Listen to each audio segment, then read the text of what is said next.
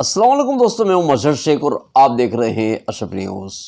दोस्तों, समस्त मुस्लिम घांची समाज खानपुर के जरिए तालीम के शोबे में बच्चों की हौसला अफजाई के लिए एक बेहतरीन प्रोग्राम का आयोजन किया गया। इस प्रोग्राम में बच्चों को इनाम व इकराम से नवाजा गया जो तालीमी शोबे में अच्छे नंबरों से पास होते हैं।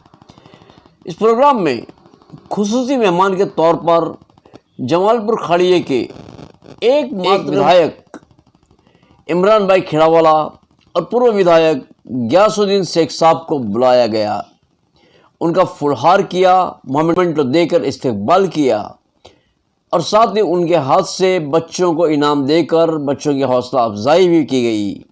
इस मौके पर गयासुद्दीन शेख साहब ने तालीम की अहमियत को समझाते हुए कहा कि आज भी हमारे समाज में लड़के जो हैं वो लड़कियों से तालीम के मामले में पीछे हैं। ये बैलेंस बराबर होना चाहिए। साथ ही बच्चियां तालीम हासिल कर रही है, बहुत ही अच्छी बात है, लेकिन मौजूदा हालात को मद्देनज़र रखते हुए बच्चियों की हिफाजत करना भी ये माँ बाप की ज़िम्मेदारी है।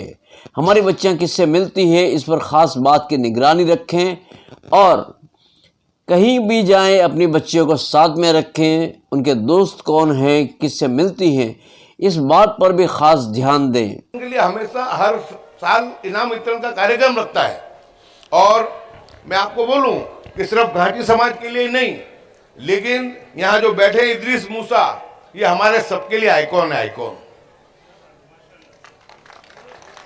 पूरे गुजरात में हर जिले में हर तालुके में लोगों के पास जाना, लोगों को मोटिवेशनल स्पीच देके उनको उभारना और मुस्लिम समाज के अंदर एजुकेशन का प्रमाण किस तरीके से बढ़े उसके लिए दिन रात मेहनत करते हैं। दोस्तों, मैं और इमरान खेड़ावाला अगर मेहनत करते हैं तो हमारा तो फिर भी वोट लेने का मकसद होता है कि बाद में कर्म किया तो फल भी दो, लेकिन ये ऐसे लोग जब तक इद्रिस मूसा जैसे लोग जिंदा है दुनिया में, मैं मानता हूं कि मुस्लिम समाज में एजुकेशन का जो है प्रभाव बढ़ता रहेगा। मैं किसी की तारीफ करने में बहुत मानता नहीं हूं, लेकिन मेरे दो प्रिय सब्जेक्ट है, एक है एजुकेशन और दूसरा है हेल्थ। आप सबको मालूम है कि वात्सल्य योजना आयुष्मान भारत इस गुजरात और हिंदुस्तान में बनवाने में विधानसभा के धारासभ्य के गयासुद्दीन शेख का अहम रोल था। इस सोच ही मेरी थी और गुजरात के बच्चों को जो सेंट्रल की जो यूपीए सरकार ने बनाई थी प्री मैट्रिक पोस्ट मैट्रिक की स्कॉलरशिप मिले, उसकी लड़ाई भी धारासभ्य रहते मैंने बहुत जबरदस्त तरीके से लड़ी थी और वो दिलवाने का भी हमने काम किया था। और जब धारासभ्य रहा उस वक्त में भी दो इंग्लिश मीडियम स्कूल, एक कालूपुर में पब्लिक स्कूल, एक दरियापुर पब्लिक स्कूल, और तीसरी मेरे हारने के बाद मेरे काउंसलर को आगे रख के मैंने तीसरी शाहपुर में भी इंग्लिश पब्लिक स्कूल बनाई जो फ्री है। यानी ये दो सब्जेक्ट जो है हेल्थ और एजुकेशन, इसकी बहुत जरूरत है। और आज आप में बोलूं मैं आपको कि मुस्लिम समाज के पे जो अंधकार उसके भविष्य पे जो दिखता है और मुस्लिम समाज को आज जो प्रताड़ित किया जाता है, उसके पीछे का सबसे बड़ा जो है कारण वो हमारे में एजुकेशन की कमी है। हमने शिक्षा को कभी भी गंभीरता से नहीं लिया। आज भी देखो कि इनाम देने में जितने भी आ रही थी, हमारी मेरी बेटी और मेरी बहनें आ रही थी, आज भी ये बैलेंस चूक रहा है क्योंकि हमारे बच्चे आज भी मोबाइल में पड़े। लड़कों में इतना नहीं, क्योंकि मैं और इमरान खेड़ावाला गुजरात में कहीं पर भी जाते हैं तो इनाम लेने में तादाद हमारी बहन की और हमारी बेटियों की होती है। मैं बहुत मुबारकबाद देता हूं उनको, क्योंकि ये मुबारकबाद खास करके तो उनकी माँ के लिए होती है कि वो माँ उनके पीछे मेहनत करती है। बाप तो बेचारा रोजगार के लिए कमाई के लिए बाहर जाता है, तो जितनी बच्चियों के इनाम के हकदार है इतनी उसकी माँ और उसके बाप भी हकदार है, लेकिन उसमें सबसे पहला नंबर उसकी माँ का आता है। लेकिन ये आने वाले दिनों में ये अनबैलेंस होगा कि लड़कियां तो पढ़ लिख के आगे आ रही हैं और फिर सामने लड़के बिल्कुल हमारे को उसके मुकाबले में उनके साथ में मैच हो, वो लड़के नहीं मिल पाएंगे। तो हमको ये भी कोशिश करनी है कि बैलेंस हो। तो बच्ची पढ़ी लिखी हो तो उसको जो मिलने वाला शौहर है या सास को दामाद है तो वो भी कम से कम पढ़ा लिखा हो। ये जरूरी नहीं है कि सरकारी नौकरी के लिए पढ़ना जरूरी है, अब तो बिजनेस करना हो तो भी जरूरी है। हर पहलू में हर जगह पे एजुकेशन के बगैर सब अधूरा है। मैं मानता हूं कि पूरी दुनिया में नहीं, पूरे हिंदुस्तान में मुसलमानों की समस्याओं का अगर कोई हल है तो वो है सिर्फ पढ़ाई, पढ़ाई और पढ़ाई। जब हम पढ़ाई कर लेंगे तो हम अपना अच्छा बुरा भी समझ लेंगे, हमको बुरे का और भले का फर्क भी आ जाएगा। हमको हमारे लीडर बेवकूफ़ बना रहे हैं, हमारे नेता बेवकूफ़ बना रहे हैं, ये हमारे सियासतदान बेवकूफ़ बना रहे हैं, वो भी समझ पड़ेगी कि किसके बारे किसको कितना गंभीरता से लेना। एजुकेशन नहीं होगा, हम आएंगे, बरगलाएंगे, डराएंगे मैं और इमरान भाई और तुम्हारे वोट लेके चले जाएंगे, बाद में तुम्हारा ध्यान भी नहीं रखेंगे। लेकिन जब तुम पढ़ोगे लिखोगे तो तुम सवाल करने वाले बनोगे, और जब तुम सवाल करोगे तो हमारी ये मजबूरी आ जाएगी कि तुम्हारे लोगों को मुंह बताने के लिए, क्योंकि हर 5 साल में एक मरतबा आना पड़ता है, तो हम तुम्हारी फलाह बहबूदी के लिए काम करेंगे।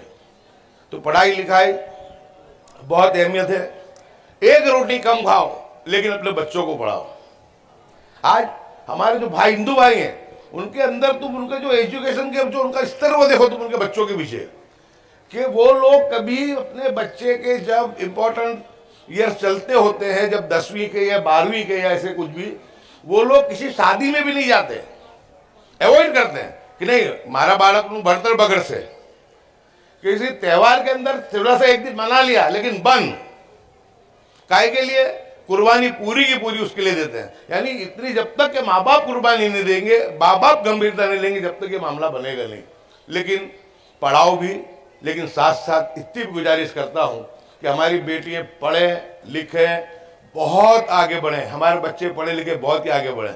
लेकिन जिस तरीके से देश के अंदर मुस्लिम समाज को टारगेट किया जा रहा है, मुस्लिम बेटियों को टारगेट किया जा रहा है, उनके ईमान को खराब करने की कोशिश की जा रही है, तो हमको कम से कम ये भी ख्याल रखना है कि स्कूल में जाने के बाद, कॉलेज में जाने के बाद हमारी बच्ची क्या करती है, किसके कांटेक्ट में है, किसको उसके दोस्त कौन कौन है, तो उसका ध्यान रखना पड़ेगा। ये मोबाइल जो है बहुत बड़ी नेमत भी है और ये मोबाइल बहुत बड़ी आफत भी है। बच्ची मोबाइल लेकर के रूम में बैठी है, अलग पढ़ रही है, तो क्या है उसमें, क्या देख रही है, क्या समझ रही है। और इसी तरह बच्चों का भी ध्यान रखो, क्योंकि बच्चों में इतनी मामला नहीं है जितना हमारे बच्चों में मामला है फहाशी का। तो बच्चों का भी ध्यान रखें, बच्चियों का भी ध्यान रखें, ताकि हमारे कम से कम ईमान की सलामती रहे। इस्लाम में कहीं पर भी बच्चों को पढ़ाने के लिए मना नहीं है। हम तो देख रहे हैं कि हमारी बच्चियाँ पढ़ के कितनी आगे जा रही हैं।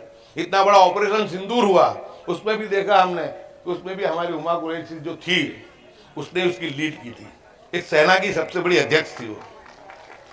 इसलिए मनोबल हो, हिम्मत हो, जोश हो, जज्बा हो, सब कुछ होता है। मैं बच्चों से भी कहूँगा बहुत हिम्मत के साथ, हौसलों के साथ पढ़ो, लेकिन इतना भी मेरे बच्चे और बच्चों को कहूँगा कि कम से कम अपने जब भी कॉलेज स्कूलों में जाओ अपने ईमान का भी ख्याल रखना कि तुम पढ़ लिख के कितने भी बड़े बन जाओ, डॉक्टर बन जाओ, इंजीनियर बन जाओ, साइंसदान बन जाओ, प्रधानमंत्री बन जाओ, अगर ईमान सलामत नहीं है और ईमान तुम्हारा निकल गया तो तुम्हारी दुनिया में और आखिरत में तुम्हारे लिए कुछ नहीं है। पढ़ाई भी होनी चाहिए, लेकिन एक ईमान वाले के लिए, उसके लिए सबसे ज्यादा जरूरी है कि ईमान के पढ़ाई के साथ साथ उसके ईमान की सलामती भी रहे। तो उसका ख्याल रखने का काम माँ बाप का है। हम जब छोटे थे तो हम देखते थे कि हमारी माँ बहनें कहीं भी जाती थी तो कम से कम हमारी दादी साथ में जाए, दादी साथ में नहीं जाती थी, माँ जाती थी, माँ नहीं जाए तो खाला जाती थी, लेकिन बच्ची को कभी अकेला नहीं छोड़ते थे, ध्यान रखते थे। भेजो बच्चियों को पढ़ने, लेकिन ध्यान भी रखो कि बच्ची वहां से क्या कर रही है, बच्चे वहां से जाके क्या कर रहे हैं। बहुत भरोसा आज के इस दौर में मत करो, क्योंकि आए दिन आप लोग व्हाट्सएप पर देखते हो कि जो आती है, जो कलेक्टर ऑफिस से धर्म परिवर्तन की अर्जी है, उसके अंदर दिल दुखता है, दिल पे चोट लगती है कि हम इतने भी पागल ना हो जाए कि हम हमारे ईमान को भी ना बचा सके, जबकि टारगेट किया जाता है। ऐसे वक्त में बहुत वक्त ले लिया, माफी चाहता हूं, लेकिन एक आखिर में एक ही गुजारिश कि जो समस्त घाटी समाज जिस तरीके से पूरे गुजरात में काम कर रहा है, दूसरे भी समाज, बहुत सब समाज हैं, उन समाजों को इदरीस मूसा से और समस्त मुस्लिम घाटी समाज से सीखना चाहिए कि वो अपने बच्चों के लिए कैसे मेहनत करते हैं। क्योंकि हमारे अंदर समाज की अहमियत नहीं है, हमारे अंदर कलमे की अहमियत है। कलमे के रुतबे से हम सब एक दूसरे के भाई भाई हैं। जितना घासी समाज की फिक्र होगी, इतनी मेमन समाज की भी होगी, इतनी शेख समाज की भी होगी, इतनी सिपाही की भी होगी, इतनी दूसरे हर समाज की हमारी को फिक्र होगी। तो समाज में एजुकेशन का मामला बढ़े, जितनी भी टीवी पे और चैनलों पे बकवासें आ रही है, जितनी हमारे खिलाफ है, उस पर ध्यान मत दो। फालतू सोशल मीडिया पे ध्यान मत दो। ये जितना भी हमारे खिलाफ भोंका जा रहा है, जितना भी हमको जलील करने को, उसका रास्ता एक ही है, पढ़ लिख लो, पढ़ लिख लो। अगर पढ़ लिख लोगे तो इंशाल्लाह तुम्हारे और हमारे सब मसाइल हो जाएंगे। हमारे ईमान की भी सलामती रहे, हमारी दुनिया की भी सलामती रहे। तो ईमान की सलामती के साथ साथ एजुकेशन, हायर एजुकेशन ले और सब कामयाब हों। और जो बच्चों को इनाम मिला उनको भी मुबारक, उनके वालिदैन को भी मुबारक और इस संस्था को भी बहुत बहुत मुबारक।